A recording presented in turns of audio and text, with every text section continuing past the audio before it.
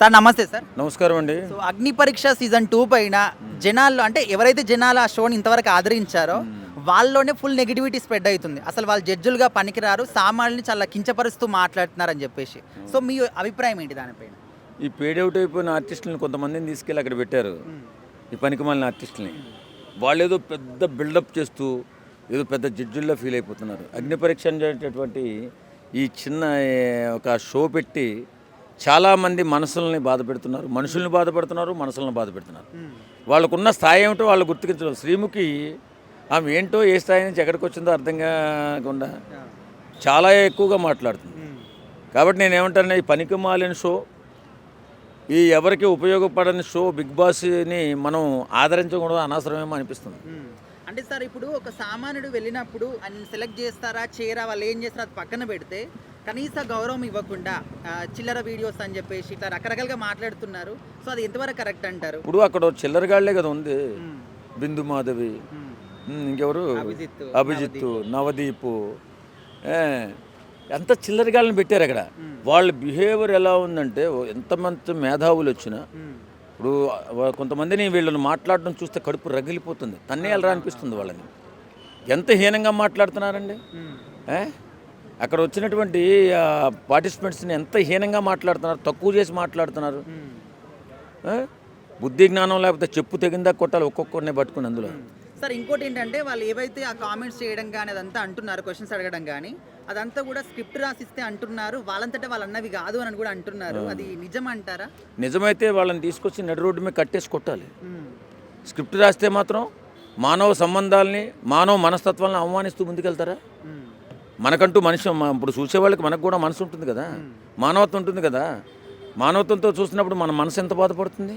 అవతల వ్యక్తిని వాళ్ళు అంత హీనంగా అంత తక్కువ చేసి మాట్లాడుతున్నప్పుడు నువ్వు ఎందుకు వచ్చావు బిగ్ బాస్కి, ఎందుకు వస్తారా ఎర్రి, ఇప్పుడు ఎర్రి వెధవులందరూ కూడా అక్కడ కూర్చోబెట్టి ఎందుకు వస్తారా బిగ్ బాస్లో?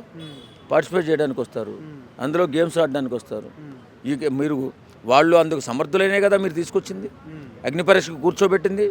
ఒకవేళ నీకు అవమానకరమైన మాటలు అయితే అది కట్ చేసుకుని అసలు చూపించొద్దు కదా. మేము బాధపడతాం కదా, మేము బాధపడినప్పుడు మేమేం చేస్తాం, చెప్పు తగిందా కొట్టాలి ఈ ఎదవలని చెప్పి అంటాం కదా. మరి బుద్ధి లేని షో, బుద్ధి లేని గాడిదలు, బుద్ధి లేని ఎదవలు అక్కడ కూర్చుని మాట్లాడుతుంటే మరి ఎంత అసహ్యంగా ఉంటుంది. నెగిటివిటీ వస్తుందంటే ఫస్ట్ అసలు అక్కడ జడ్జి వల్ల మిస్టేక్ అవుతుందా లేకపోతే వచ్చిన కామన్ మ్యాన్ వల్ల అవుతుందో అది జనాలకి కొంచెం ఆల్రెడీ కొంచెం క్లారిటీ అయితే వచ్చింది. బట్ ఏంటంటే కొంతమందికి కరెక్ట్ అనిపించవచ్చు, కొంతమంది రాంగ్ అనిపించవచ్చు. కానీ ఏంటంటే కామన్ మ్యాన్ అంటే అసలు ఏది బ్యాక్గ్రౌండ్ ఏమీ లేకుండా వస్తారు కదా. కొంతమంది పిచ్చి డబ్బులు సంపాదించేవాళ్ళు, జాబులు చేసేవాళ్ళు, వెనకాల ఫాలోవర్స్ ఉన్న వాళ్ళు కూడా వస్తారు. అలాంటప్పుడు మీరు అలాంటి వచ్చిన వాళ్ళని మీరు జాబులు చేసుకోండి, మీరు వీడియో చేసుకుని చెప్పి అలాంటప్పుడు మీరు ఎక్కడ దాకా ఎందుకు వస్తారు? అసలు ఫస్ట్ 3 minutes వీడియో పెడతారు, మెయిల్ వస్తారు. అలాంటప్పుడు వీళ్ళు ఫాలోవర్స్ వెళ్ళి అని చెప్పి ఉన్నప్పుడు మీరు ఎందుకు సెలెక్ట్ చేయాలి? అప్పుడే సెలెక్ట్ చేయకుండా ఉంటే వీళ్ళు ఎక్కడి వరకు రారు కదా. ఇక్కడ వారికి పిలిచి లేకపోతే ఒక చిన్న గేమ్ పెట్టరా బై, గేమ్ పెట్టు, లేకపోతే టాస్క్ పెట్టు, లేకపోతే ఏదో ఒకటి ఆడమను. మొన్న చెప్పారు కదా సెల్లు పగలు కొట్టు, షూస్ ఉన్నది, అలాంటివి కూడా చెప్పాలి కదా. నువ్వు అందం చూసి, నువ్వు కలర్ చూసి, పాప రస్కురాజని చూస్తే నాకు ఇప్పటివరకు చాలా ఎమోషనల్ అయిపోయింది. తన అందం చూసి, తను మాట్లాడే విధానం చూసి నువ్వు శ్రీముఖి అంత దూరం వెళ్ళిపోతుంటే తన మనిషి కాదా? తను ఏమన్నా ఇదా, లేకపోతే తను ఏమన్నా నీ దగ్గరికి వచ్చి ఏమన్నా చేస్తాడా? వాళ్ళే టాస్క్ ఇచ్చారు, ఒక అమ్మాయి ఏదో సంథింగ్ ఇట్లా చేస్తే నువ్వు ఎలా ఉంటావో ఎలా మాట్లాడతావు అని చెప్తే, అలాంటప్పుడు నార్మల్గా మాట్లాడుకో శ్రీముఖి దగ్గరికి వెళ్ళాడు. అసలు ఏమన్నాడు శ్రీముఖి, ఇంకా దూరంగా ఉండు లేకపోతే చంపగలతో సంథింగ్ ఏదో అందే, అక్కడ నుంచి వెళ్ళిపోతుంది. జడ్జి గారు ఇది కరెక్ట్ కాదని చెప్పి రెడ్ కార్డ్ ఇచ్చారు. అసలు ఏమన్నా న్యాయం ఉంది దాంట్లో? నువ్వు టాస్క్ పెట్టినప్పుడు గెలవకపోతే పంపించారా బయట డైరెక్ట్, నువ్వు వాళ్ళవు నువ్వు బిగ్ బాస్లో అర్హత లేదని చెప్పి బయట పంపిస్తే ఒక లెక్క ఉంటుంది. అలా అని చెప్పి దగ్గర రంగంలోని అమ్మాయిని ఏదో పెద్ద ఇన్సల్ట్ చేసినట్టు, పెద్ద లేదో పెద్ద ఏది చేయనట్టు పంపించడం అయితే ఎంతవరకు కరెక్ట్ కాదు. ఇదంటే ఎవరు తినిపి అభిజిత్ గారా? అభిజిత్, దయచేసి మీరు ఆ ఉన్న టాలెంట్ గుర్తించి ఇక్కడ వరకు వచ్చారు, వాళ్ళు ఎంత హోప్స్ పెట్టుకున్నారో, ఎంతగానో చేశారో, వాళ్ళు ఉన్న టాలెంట్ గుర్తించి తప్ప దయచేసి అందంగా ఉన్నారనో అది ఉన్నారనో ఫాలోవర్స్ని బట్టి దయచేసి మీరు ఎంకరేజ్ చేయకండి. ఒకవేళ మీరు అందం చూసి దాంట్లో పంపించే సరే 1 week కూడా ఉండరు, మ్యాక్సిమం వచ్చేస్తారు కంపల్సరీ. అసలు అగ్ని పరీక్ష దేనికి? ఏమైనా మిలిటరీలో తీసుకుంటున్నారా? ఏమైనా దేశానికి ఉపయోగపడే పనులు చేస్తున్నారా? అసలు బిగ్ బాసే మ్యాక్సిమం 50% ఎవరు చూడరు, కానీ ఎవరో టైంపాస్గా పని పాట లేని వాళ్ళు చూస్తున్నారు. అలాంటి షోకు నువ్వు ఆడిషన్ అని అగ్ని పరీక్షను పెట్టి నువ్వు అవమానం చేసి ఎట్లా? నవదీప్ వింటున్నావా? నువ్వు మనిషివా జంతువా? ఉప్పల్ బాల్ అనే కామన్ మ్యాను కష్టపడినాడో ఇంకోటో మనకు అవుట్ ఆఫ్ క్వశ్చన్. అతనికైతే తప్పుడు పని అయితే అతను ఎప్పుడు చేయలేదు. ఎందుకంటే అతను కరోనా టైంలో బెట్టింగ్స్ ప్రమోషన్ చేసే టైంలో కూడా అతను ఎవరికి బెట్టింగ్ ప్రమోషన్ చేయమని చెప్పలేదు, చేయమని కూడా ఎవరు చెప్పలేదు. అలాంటి వ్యక్తిని నువ్వు తీసుకొని వచ్చి చీప్ ఫాలోయింగ్ అంటావు ఏంద్రా నువ్వు? చిల్లర వీడియోస్ అంటావు. రే నవదీప్, నువ్వు చిల్లరోనివి, 200% చిల్లరోనివి. నా మీద కేసు పెడతావా? పెట్టరా. ఉప్పల్ బాలు కోసం నేను జైలుకు పోతా. నేను ఉప్పల్ బాలు కోసం జైలుకు పోతారా? ఎందుకు పోతా జైలుకు? బెట్టింగ్ యాప్స్ నేను ప్రమోట్ చేయను. బెట్టింగ్ యాప్స్ ప్రమోట్ చేయడం వల్ల ప్రజలు ఇబ్బంది పడతారు. సోషల్ రెస్పాన్సిబిలిటీ ఉన్న పర్సన్ రా ఉప్పల్ బాలు. అలాంటి ఉప్పల్ బాలు నువ్వేంద్రా నువ్వు చీప్ ఫాలోయింగ్ అంటావు? ఉప్పల్ బాలు మంచోడు కాబట్టి నేను ఏమనలేదు. ఉప్పల్ బాలు ప్లేస్లో ఇంకొకటి ఉండింటే నీ తోలు తీసేటాడు. ఓకేనా? వాళ్ళు ఏమంటున్నారంటే మేము అన్న మాటలన్నీ కూడా మాకు స్క్రిప్ట్ ఇచ్చారు, దాని ప్రకారం మేము మాట్లాడుతున్నాము, బట్ ఓన్ గా మాట్లాడింది కాదు అని చెప్పేసి అంటున్నారు. సరే, వాళ్ళు నిన్ను గడ్డి తినమంటారు, నువ్వు గడ్డి తింటావా? సరే, వాళ్ళు నిన్ను పెంట తినమంటారు, నువ్వు పెంట తింటావా? ఉప్పల్ వాళ్ళు కూడా మనిషే కదా, ఆయనకు కూడా మనసు ఉంటుంది కదా. ఆ మనసును హట్ చేయడం తప్పే కదా. రే నవదీప్, రే అంటున్నా. ఎందుకు రే అంటున్నా? నువ్వు మా ఉప్పల్ బాలును తక్కువ చేసి మాట్లాడినావు కాబట్టి నేను మీరు రే అంటున్నాం. ఏ ఒక్క ఆ గేమ్ కావచ్చు మనం చాలా వరకు చూస్తుంటాం. ఐపీఎల్ కావచ్చు, అదేవిధంగా కబడ్డీలు కూడా కావచ్చు. కేపీఎల్ మనకు కబడ్డీ ప్రో జరుగుతుంది, ఐపీఎల్ సీజన్ జరుగుతుంది. సో ఇక్కడ ఏంటంటే మన నిర్ణయం తీసుకోవడానికి కూడా అక్కడ ఏదైనా ఇప్పుడు చిన్న ఐపీఎల్ పరంగా తీసుకోకుండా ఒక చిన్న ఇష్యూని, ఒక అవుట్ని మనం జడ్జ్ చేయడానికి కూడా చాలా క్రిటికల్ పొజిషన్లో ఎంపైర్ తీసుకునే నిర్ణయం కాబట్టి ఆపోనెంట్ కెప్టెన్కి కానీ, ఎంపైర్కి కానీ, థర్డ్ ఎంపైర్ కానీ, ఫోర్త్ ఎంపైర్ కానీ ఒక ఇష్యూ జరిగేదానికి ఏం పెట్టారు? డిఎస్ ధోని రివ్యూ సిస్టమ్ అని పెట్టారు. అది ఎందుకు? దిస్ ఈజ్ ఒక అవకాశం అనేది ఇచ్చారు. అంటే ఏమి, తను ఇచ్చిన నిర్ణయంలో ఎటువంటి పొరపాట్లు ఏమైనా ఉండొచ్చు ఎంపైర్ అనే వాటిని సూక్ష్మంగా పరిశీలించడానికి డెప్త్ కెమెరాలు పెట్టడం వల్ల అంటే జడ్జిమెంట్ తీసుకోవడానికి ఇరుపక్షంగా, అంటే ఇక్కడ టైము ప్రతి ఒక్కటి దాని rules and regulation and terms and condition పరంగా అక్కడ నిర్మించాడు కాబట్టి మనం చాలా ఉత్కంఠభరితంగా సాగే గేమ్ని మనం ఎంజాయ్ చేస్తాం. ఇది clear. At the same time pro కబడ్డీలు కూడా అంతేనమాట. సో ఇలాంటివి ఏమంటే ఇవి గేమ్స్కే కాదు, మనసులో ఉన్నటువంటి ఆలోచన విధం పైన ఉన్నటువంటి జడ్జిలు ఇచ్చే న్యాయ నిర్ణేతలను మనం ఫస్ట్ రెస్పెక్ట్ ఇవ్వాలి. కలామ ఎంత జడ్జిమెంట్ ఇచ్చినా వాళ్ళకి అనిపించింది చెప్పినా కూడా సామాన్యుడు వెళ్ళినప్పుడు కనీస గౌరవం కూడా ఇవ్వకుండా అంత ఘోరంగా కించపరిచినటువంటి అవసరం ఏముంది? తను జడ్జిగా ఉండే వీడియోస్ అనడం కానీ, లేకపోతే వాళ్ళ సమాజానికి ఏం ఉపయోగం అని చెప్పడం కానీ. ఇక్కడ ఏంటంటే ఇక్కడ ముందుగానే నవరసాలు పండించే శక్తి సామర్థ్యం నీలో ఉండేటప్పుడు నువ్వు ఓపిక, సహనం, కృషి, పట్టుదలతో వీటిని ఫేస్ చేయగలిగితేనే ఈ స్టేజ్ వరకు ఉండగలగాల. ఫస్ట్ ఆఫ్ ఆల్ ఇది మెయిన్. ఇంకోటి ఏంటి, నన్ను కించపరిచినాను అని అంటున్నావు. ఫస్ట్ నువ్వే యాక్సెప్ట్ చేయలేనప్పుడు జడ్జిలు ఎట్లా యాక్సెప్ట్ చేయగలుగుతారు? అది కూడా ఆలోచించాలి మనం. అవును, తప్పకుండా. ఏంటంటే సామాన్య ప్రజలపైన వాళ్ళు చాలా వివక్ష చూపిస్తున్నారు. ఎవరంటే ఆ జడ్జెస్, బిందుమాదేవి గారు కానీ, లేకపోతే నవదీప్ కానీ. నవదీప్ అయితే మరీ ఎక్కువ, చాలా ఎక్కువ చూపిస్తున్నాడు. నిజం అంటే ఎవరు నవదీప్ గారు, అభిజిత్ గారు కూడా ఎక్కువ చూపిస్తున్నారు. ఒక్కసారి ఎందుకు ఇంతవరకు మంచిగా ఉండేవాడు అభిజిత్, ఇప్పుడు ఎందుకైనా ఏమో తెలియదు. ఇప్పుడు చాలా ఎక్కువగా అతను విమర్శ చూపిస్తున్నాడు, వేరే వాళ్ళపైన విమర్శలు చేస్తున్నాడు. అర్థం ఎందుకు చేస్తున్నాడు అర్థం కావట్లేదు.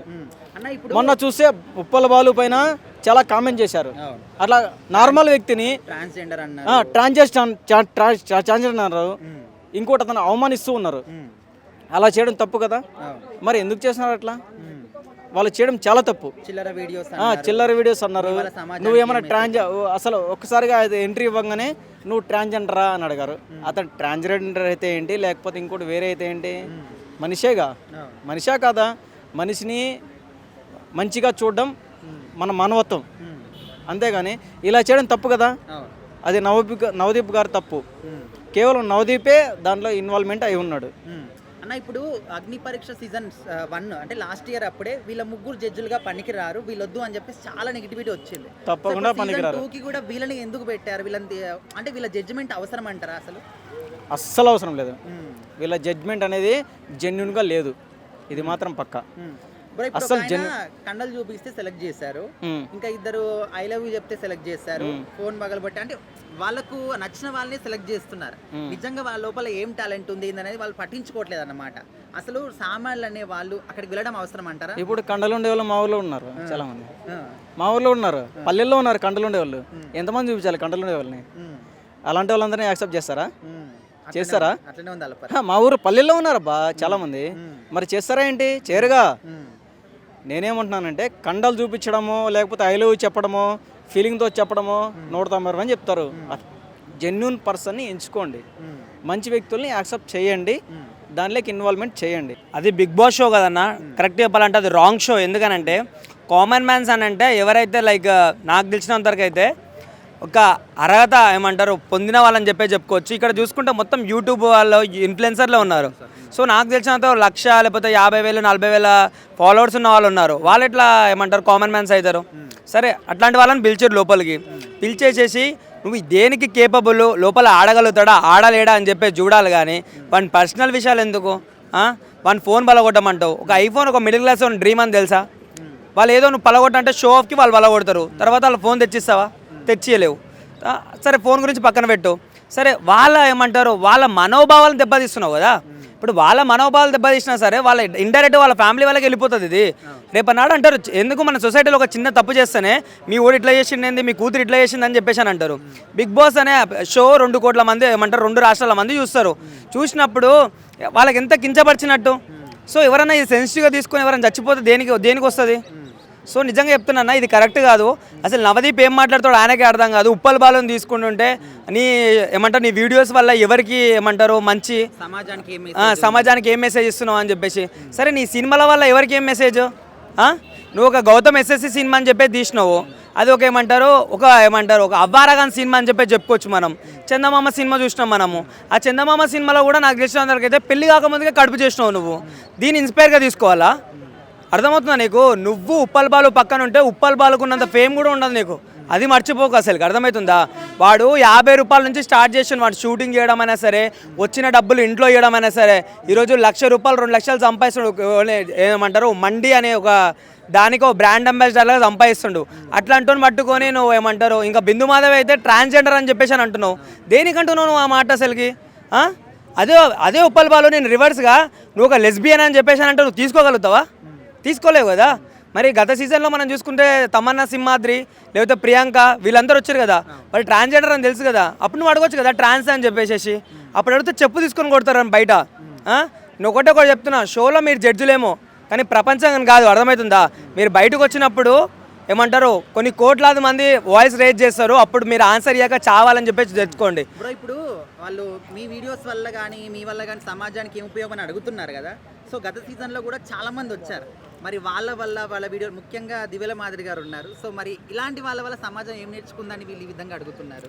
అన్న దేనికి అసలు కాదన్న, వీళ్ళు జస్ట్ చేసేది ఏంటంటే టీఆర్పీ రావడానికి మీరు ఏదైనా యాక్టివిటీ చేసుకోండి, వచ్చిన వాళ్ళని ఉపయోగించుకొని మీ క్రేజ్ అనేది మీ అగ్ని పరీక్ష క్రేజ్ అనేది పెంచుకోండి. అంతేగాని వాళ్ళని తిడితేనే వాళ్ళని అవమానిస్తేనే లేకపోతే వాళ్ళకి ఏది టాలెంట్ లేదని చెప్పేసి అనడమే ఇట్లా టీఆర్పీ పెంచుకోకండి. చాలా దరిద్రంగా ఉంది. అర్థమవుతుందా? అభిజిత్కి ఏం కావాలి? ఎవరైనా అమ్మాయిలు వచ్చి నువ్వు నా క్రష్, నువ్వేమంటారు నాకు 2 హగ్గులు ఇవ్వాలి, ఒక కిస్ ఇవ్వాలంటే నువ్వు గ్రీన్ ఇచ్చేస్తావు. బిందు మాధవ్ ఏంది ఏమంటారు నువ్వు నాకేమో బాడీ ఉన్నోడు కావాలి, లేకపోతే బిందు మాధవి ఆడపులి. మరి పోయిన సీజన్ నీ సీజన్లో అన్నావు కదా, I stand for a boy, I stand for a woman, I stand for a transgender అని చెప్పేసి. సిగ్గు లేకుండా నువ్వెట్లా మాట్లాడుతున్నావు? ఇప్పుడు నువ్వు ఆడపులివా? తొక్కేం కాదు, ఆ నటరాజ్ మాస్టర్ వల్ల ఏదో ఫేమ్ అయినావు అంతేగాని అంతకుమించి నీకేం లేదాడా. ఈ అగ్ని పరీక్ష అనే టైటిల్ పెట్టే కంటే అవమాన పరీక్ష సూపర్ ఉంటుంది. ఎందుకంటే ఇప్పుడు సామాన్యులకి అవమాన పరీక్ష, సామాన్యులకి అగ్ని పరీక్ష బాగలేదు టైటిల్, నాకు నచ్చలా. అవమాన పరీక్ష అని పెడితే సూపర్ ఉంటుంది. ఎందుకంటే ఇప్పుడు ఉప్పల్ బాలు వెళ్ళాడు. ఉప్పల్ బాలు ఎవరికి తెలీదా? నవదీప్కి తెలీదా? పిల్లి కళ్ళు వేసుకున్న నవదీప్కి, డ్రగ్స్లో పట్టుబడ్డ నవదీప్కి, పెళ్లి కాకముందే కడుపు చేయడం ఎలా అనే నవదీప్కి తెలీదా ఉప్పల్ బాలు? తెలుసు కదా. అలాంటిది పాపము అతన్ని ఎంత అవమానపరిచారు తెలుసా, ఎంత బాధపడుతున్నాడు. మనం కూడా అప్పుడు ఉప్పల్ బాలు మీరు ఒక క్వశ్చన్ వేశారు, ఉప్పల్ బాలు బిగ్ బాస్ హౌస్లోకి వెళ్తే మంచిగా ఉంటుందా అంటే అలాంటి వాళ్ళకి ఒక్కరికన్నా అవకాశం ఇవ్వాలి, ఎంత టాలెంట్ పర్సన్ అబ్బాయి అని మేము అనుకున్నాము. కానీ అంత అవమానం చేస్తారని నేను కల్లో కూడా అనుకోలేదు. ఇప్పుడు ఆల్రెడీ అగ్ని పరీక్ష పెట్టారు, కానీ రికమెండేషన్తో అందరు సెట్ అయిపోయారు ఆడ.